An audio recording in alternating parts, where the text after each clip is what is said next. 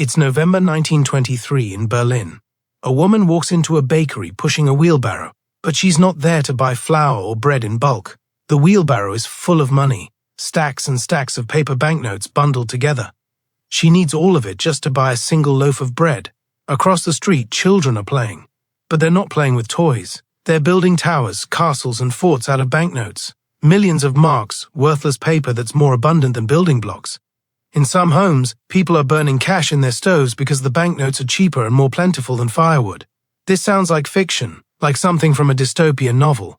But this was real life in Germany in the 1920s. A loaf of bread that cost 250 marks in January 1923 would cost 200 billion marks by November of the same year. Think about that for a moment. 200 billion marks for a loaf of bread. This is the story of one of the most catastrophic economic collapses in human history.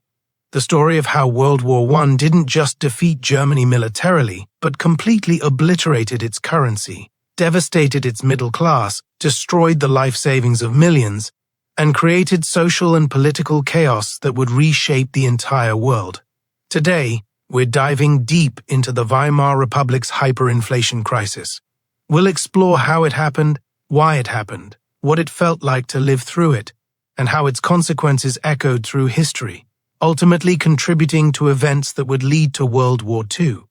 This is a story about war, debt, politics, and the fundamental nature of money itself. It's a cautionary tale that remains relevant today. Because at its core, this is a story about what happens when trust collapses, when the social contract breaks down, and when the pieces of paper we call money lose all meaning. Let's begin. The world before the war. To understand how Germany's money was destroyed, we need to go back to before World War I to understand what was lost. In 1914, Germany was one of the world's leading economic powers.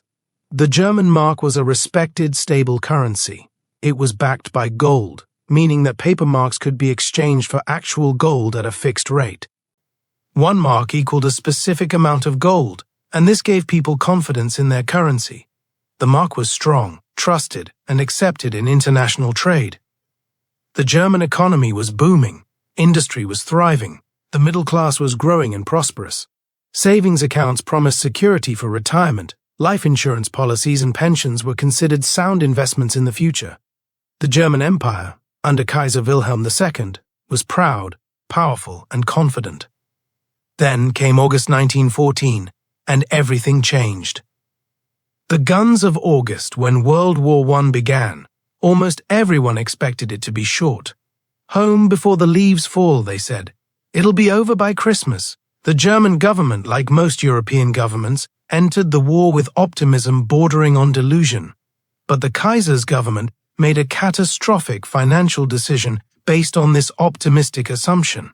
They chose to fund the war primarily through borrowing rather than taxation. The logic seemed sound at the time.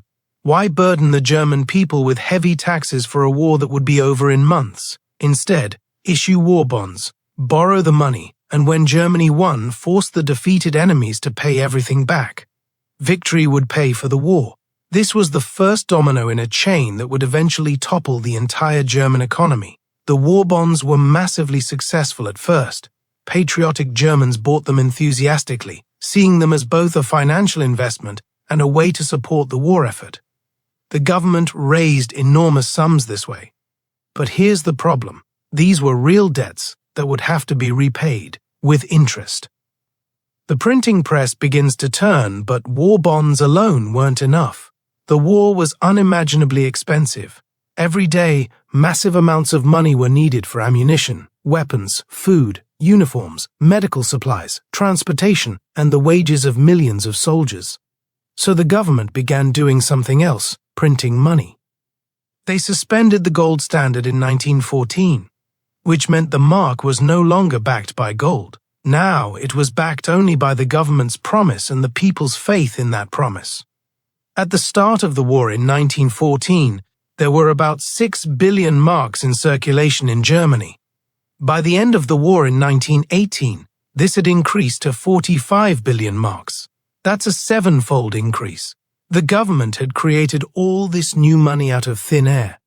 Think of the money supply like a pizza. If you have one pizza divided into 8 slices, each slice is 1/8 of the pizza. But if you cut it into 16 slices instead, each slice is now only 1/16. The pizza hasn't gotten bigger, you've just divided it into more pieces. Each piece is now worth less. This is basically what happened to the German mark. There was more money in circulation, but there wasn't more wealth or more goods to buy with it. Each mark was now worth less than before. The war that was supposed to be over by Christmas dragged on for 4 years, and it wasn't like any previous war. This was industrial warfare on an unprecedented scale. Artillery shells were fired by the millions, machine gun bullets by the billions. The consumption of resources was astronomical. By the time the war ended in November 1918, Germany had spent approximately 164 billion marks on the war effort. To put that in perspective, that was about 20 times what the government's total annual revenue had been before the war. It was an almost incomprehensible sum. And here's the crucial point. Germany lost the war. There would be no defeated enemies to pay the bill, no reparations flowing into German coffers. Instead, the bill would come due, and Germany would be the one expected to pay. The German economy was already severely damaged. The British naval blockade had strangled German trade throughout the war, creating widespread shortages of food and raw materials. Industrial production had been entirely focused on the war effort for 4 years. The civilian economy had been neglected, infrastructure was deteriorating, and hundreds of thousands of working-age men had been killed or disabled. Germany in November 1918 was economically exhausted, politically unstable, and drowning in debt. The war had planted the seeds of economic destruction. Now, the Treaty of Versailles was about to water those seeds. The armistice of November 11, 1918, ended the fighting, but it didn't bring peace to Germany. The country was in chaos. The Kaiser had abdicated and fled to the Netherlands. A new government, the Weimar Republic, had been hastily proclaimed. But it had little legitimacy and faced challenges from all sides. Communist revolutionaries attempted to seize power in several cities, inspired by the Bolshevik success in Russia. Right-wing militias and former soldiers, feeling betrayed by the civilian government, formed armed groups. Political assassinations became common. The streets of German cities saw regular gun battles between competing factions. In this atmosphere of chaos and crisis, German representatives traveled to Versailles, near Paris, to negotiate the peace treaty. But negotiate isn't really the right word. The Germans weren't allowed to participate in drafting the treaty. They were simply presented with the final terms on May 7, 1919, and told to sign or face renewed military invasion. The German delegation was horrified by what they read. The Treaty of Versailles was one of the harshest peace settlements in modern European history. Let me walk you through what Germany lost. First, territory. Germany lost 13% of its European territory and 10% of its population. Alsace-Lorraine, taken from France in 1871, was returned to France. Large portions of eastern Germany were given to the newly recreated Poland, cutting off East Prussia from the rest of Germany. The Saar region, rich in coal, was placed under League of Nations administration for 15 years. The industrial Rhineland would be occupied by Allied troops. All of Germany's overseas colonies were taken away and divided among the Allied powers as mandates. Germany's merchant marine fleet was confiscated. The German military was reduced to a mere 100,000 men, with no tanks, no air force, and only a token navy. But the territorial and military provisions, devastating as they were, weren't the worst part. The worst part was Article 231. The War Guilt Clause, Article 231 of the Treaty of Versailles, stated that Germany and its allies were responsible for causing all the loss and damage suffered by the Allied powers during the war. This became known as the War Guilt Clause. This wasn't just a moral judgment. It was the legal justification for making Germany pay reparations, and the amount would be staggering. Initially, the exact sum wasn't specified in the treaty. A reparations commission would determine the final amount, but even the initial payments required were enormous. Germany had to immediately hand over most of its merchant fleet, hundreds of locomotives and railway cars, and massive amounts of coal. Many Germans felt the treaty was grossly unfair. They argued that Germany hadn't started the war alone, that all the European powers bore some responsibility. They pointed out that German civilians had also suffered enormously during the war, especially from the British blockade, which had continued even after the armistice, causing widespread starvation. But the Allies, particularly France, which had suffered devastating German invasions in both 1870 and 1914, were in no mood for sympathy. They wanted Germany weakened economically and militarily so it could never threaten European peace again, and they wanted Germany to pay. In April 1921, the Allied Reparations Commission finally announced the total, 132 billion gold marks, equivalent to about $33 billion at the time. In today's money, accounting for inflation, that would be approximately $500 billion. Germany was expected to pay this over decades through annual installments. Let's put this in context. Germany's entire gross domestic product in 1921 was less than the total reparations demanded. This was like telling someone making $50,000 a year that they owe $500,000 and expecting them to pay it back while still affording food, housing, and everything else they need to survive. It wasn't just that the amount was large. The payments had to be made in gold marks or foreign currency, not in depreciated paper marks. This meant Germany needed to export goods to earn foreign currency, but the loss of industrial territory and resources under the treaty made this extremely difficult. The Weimar government was trapped. If they refused to pay, France and Belgium threatened military occupation and economic sanctions. But if they tried to pay, they would have to somehow extract enormous wealth from an already devastated economy. The Weimar Republic was Germany's first attempt at democracy, but it was democracy born in defeat, chaos, and national humiliation. Many Germans never accepted its legitimacy. Right-wing nationalists called the politicians who signed the Treaty of Versailles the November criminals who had stabbed Germany in the back. The political system was fractured. Dozens of political parties competed for power, making stable government almost impossible. Chancellors and cabinets changed frequently. No party could command a lasting majority. This political instability made coherent economic policy impossible. The easiest path, the path of least political resistance, was to avoid difficult decisions. Don't raise taxes because that's unpopular. Don't cut government spending because that hurts important constituencies. Don't stop printing money because we need it to keep the government running and to meet our international obligations. So the printing presses kept running, and the mark kept falling. The inflation spiral's slow descent. The destruction of Germany's money didn't happen overnight. It was a gradual process, like a snowball rolling down a mountain, gathering size and speed as it went. In 1919, the exchange rate was about 9 marks to $1. This was already much worse than before the war, when the rate had been about 4 marks to the dollar. But it was manageable. By the end of 1920, the rate had fallen to about 65 marks per dollar. This was concerning, but still not catastrophic. Many Germans hoped that once the political situation stabilized, the mark would recover. Through 1921 and into 1922, the decline continued.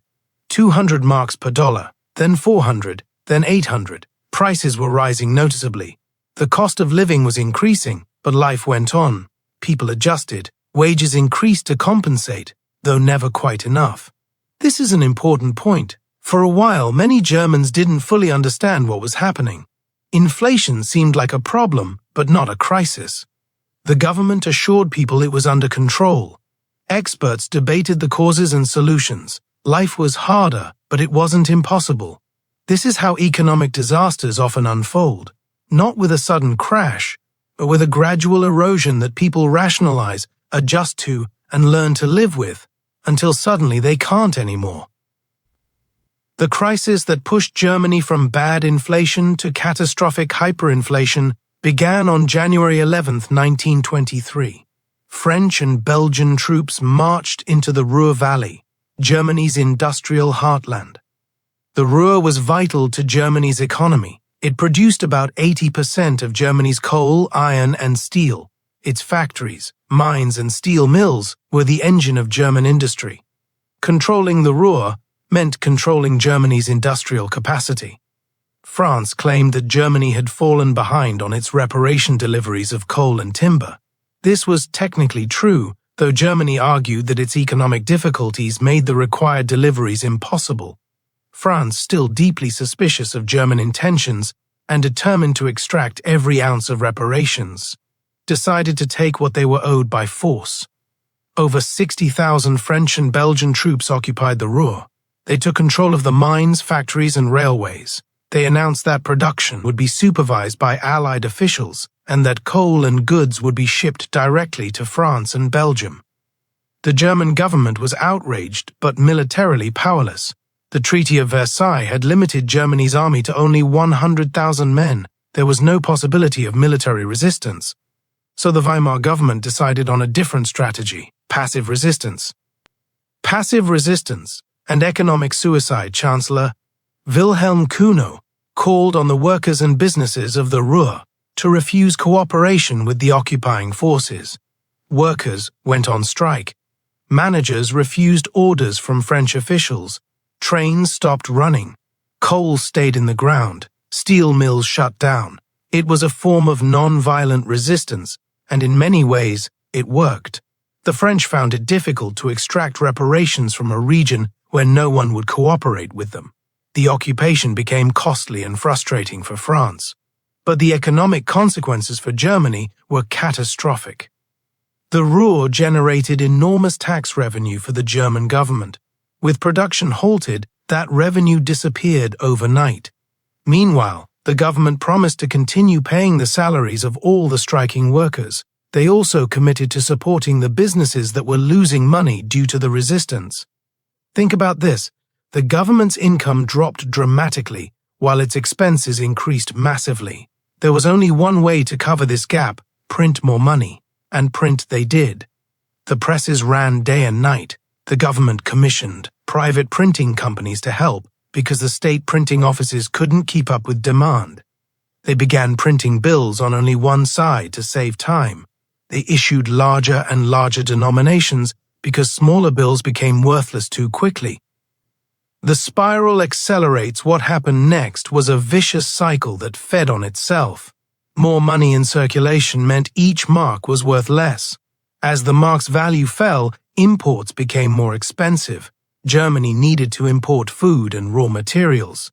As these became more expensive in marks, the government needed to print even more money to pay for them. As prices rose, workers demanded higher wages. Businesses raised prices to cover their increased costs. This meant workers needed even higher wages. Round and round it went, faster and faster. Let me give you some numbers to show how quickly things spiraled out of control. In January 1923, $1 bought 18,000 marks. By July, 6 months later, it bought 350,000 marks. By August, 1 month later, 6 million marks. By September, 98 million marks. By October, 25 billion marks. And then came November, the peak of the crisis. On November 20th, 1923, $1 was worth 2 trillion marks, trillion, with a T. At that point, the mark wasn't really money anymore. It was colored paper. Life in the nightmare of the daily struggle. Let me take you through what life was actually like for ordinary Germans during the hyperinflation. Imagine waking up in the morning. You check the newspaper for the exchange rate, because it changes every day, sometimes every hour. You've been paid your wages from yesterday. You need to spend that money immediately, today, preferably this morning, because by this afternoon it will buy significantly less. You rush to the market. Prices are written on chalkboards because printing price tags would be pointless. They'd be outdated within hours. A shopkeeper sees you looking at a loaf of bread priced at 2 million marks. Better decide quickly, he says. The price is going up in an hour.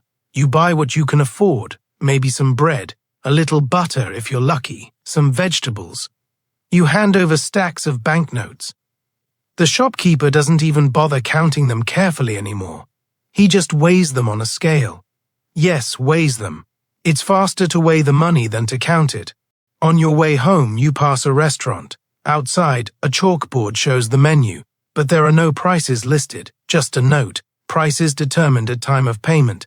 Inside, if you ordered 2 beers, you'd order both at once, because the price would double before you finished the first one. You see children playing in the street. They've built an elaborate fort out of banknotes, millions of marks, used as building blocks. Their parents don't stop them. What's the point? The money is worthless anyway. Let me give you some specific examples of prices to show how insane things became. In January 1922, a loaf of bread cost 163 marks. By the end of that year, it was 201 marks. Not great, but manageable. But then, January 1923, 250 marks.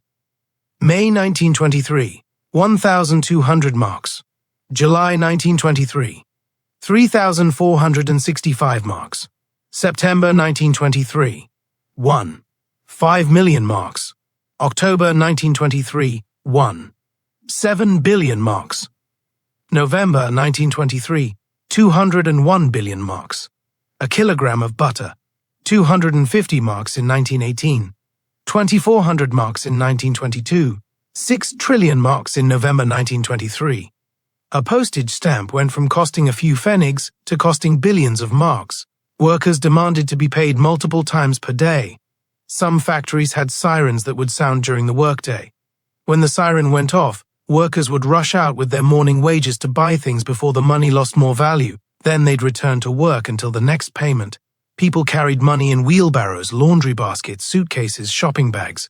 There are famous stories of people leaving their wheelbarrows of money unattended, only to return and find the wheelbarrow stolen, but the money dumped on the ground. The wheelbarrow was worth more than the money. Now, not everyone suffered equally during the hyperinflation. There were winners, though they were few, and there were losers, who were many. The winners were people with debts.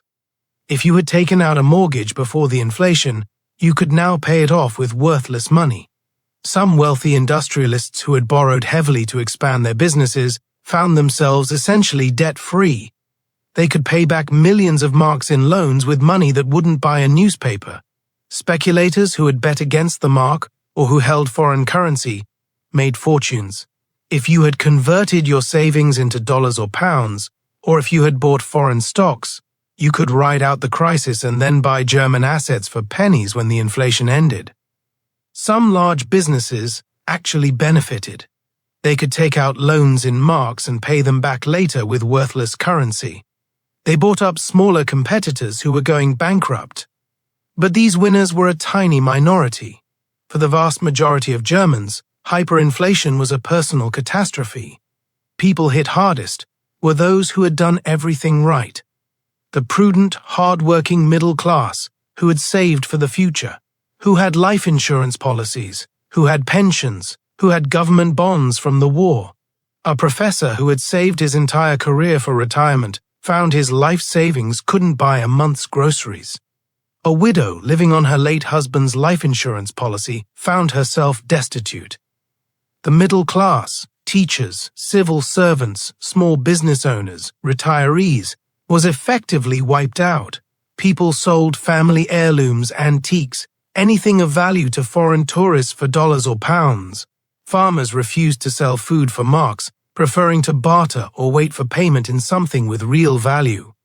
Malnutrition became widespread, especially among the elderly and children. Diseases associated with poverty surged. Crime rates skyrocketed. Prostitution exploded as people became desperate. Perhaps worse than the physical hardship was the psychological trauma. Germans had believed in certain things, that hard work and saving would bring security, that the government could be trusted, that money meant something. All of these beliefs were shattered. A whole generation learned that playing by the rules meant nothing, that the government would betray you, that the future was utterly uncertain. This bred cynicism, desperation, and anger. People looked for someone to blame. Many blamed the democratic Weimar government itself. Many blamed speculators and profiteers, particularly Jewish businessmen, feeding anti-Semitic conspiracy theories. Many blamed the Allies, particularly France, for imposing impossible reparations. This psychological scarring would have profound political consequences. By November 1923, the situation was clearly unsustainable. Germany's economy had effectively ceased functioning as a monetary economy and had reverted to barter. Something had to be done. The government finally ended passive resistance in the Ruhr. They had no choice. The policy had failed economically, even if it had been a moral victory. A new government under Gustav Stresemann took power. On November 15, 1923, Germany introduced a new currency, the Rentenmark. The exchange rate was set at 1 Rentenmark to 1 trillion paper marks. The Rentenmark was backed not by gold, but by mortgages on agricultural and industrial land. More importantly, the government committed to strictly limiting its supply. No more printing money to solve problems, and remarkably, it worked. Almost overnight, prices stabilized. People believed in the new currency because they believed the government wouldn't print unlimited amounts of it. That faith, that trust, was enough.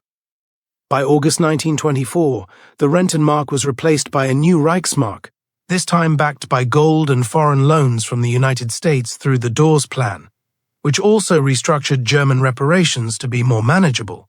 Germany had survived the hyperinflation, but it had been forever changed. From 1924 to 1929, Germany experienced a period of relative stability and prosperity called the Golden Twenties. The economy recovered, cultural life flourished, Berlin became one of the world's most vibrant cities. It seemed like maybe, just maybe, Germany had turned the corner. But the scars of hyperinflation ran deep. An entire generation had been traumatized. The middle class had been destroyed. Faith in democratic institutions had been shattered. And when the Great Depression hit in 1929, plunging Germany back into economic crisis, those wounds were ripped open again. Into this environment of fear, resentment, and economic chaos came a political movement that promised to restore German prosperity and pride, that blamed Germany's problems on internal enemies and external conspirators, that promised strong leadership to replace weak democracy.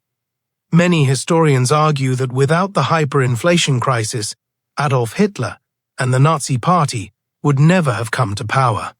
The hyperinflation created the conditions: economic devastation, political instability, social chaos, and psychological trauma that made millions of Germans willing to support radical solutions. This is the ultimate tragedy of how World War I destroyed Germany's money. The economic crisis became a political crisis, which became a humanitarian catastrophe that would engulf the entire world in another, even more terrible war. What can we learn from this story? First, money is fundamentally based on trust. Currency has value because we believe it has value, because we trust that others will accept it, because we trust the government backing it. When that trust is broken, the consequences cascade through every aspect of society. Second, economic decisions have political and social consequences. Choosing to fund a war through debt and money printing rather than taxation isn't just an economic choice. It's a choice that will affect millions of lives for decades. Third, desperate people will support desperate solutions. When people lose everything, when they see their life's work evaporate, when they feel betrayed by their government and humiliated by their nation's defeat, they become vulnerable to extremism. The images of Germans carrying wheelbarrows full of worthless money remain some of the most powerful symbols of economic collapse in human history. They remind us of how quickly things can fall apart, how the things we take for granted, the value of money, the stability of society, can vanish almost overnight. They remind us that the invisible threads holding society together are more fragile than we like to believe. This has been the story of how World War I destroyed Germany's money, and how that destruction helped set the stage for World War II. It's a story about the long shadow that economic catastrophe casts over history. It's a story we should remember. If you found this story fascinating, you're in the right place. This channel dives deep into the untold economic stories behind history's greatest wars. From hyperinflation to war debts, from currency collapses to the financial strategies that shaped nations. We cover it all with the same depth and detail you just watched, because understanding how wars destroyed and built economies helps us understand the world we live in today. Hit that subscribe button and turn on notifications so you never miss an episode. See you in the next one.